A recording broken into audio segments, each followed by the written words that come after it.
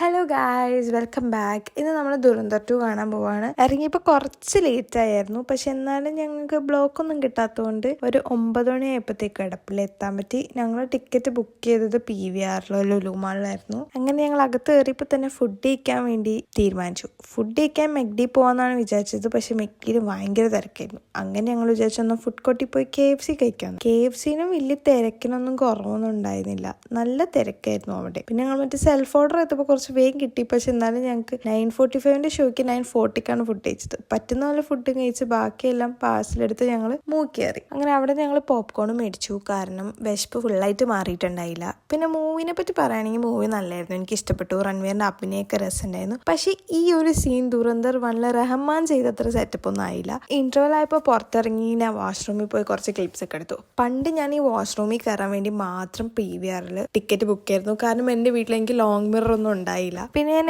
Hamza Elina love story കുറച്ച് expect ചെയ്തു, but എലീനയ്ക്ക് screen time ഭയങ്കര കുറവായിരുന്നു. ബട്ട് ഓവറോൾ മൂവി നല്ല രസമുണ്ടായിരുന്നു. പിന്നെ മൂവി കഴിഞ്ഞ് ഇറങ്ങിയപ്പോൾ തന്നെ 2 മണി ആയതുകൊണ്ട് വേറെ എങ്ങും പോയില്ല, നേരെ തിരിച്ച് വീട്ടിൽ പോയി. അപ്പോൾ ഇത്രയുള്ളൂ ഗൈസ്. Okay, by.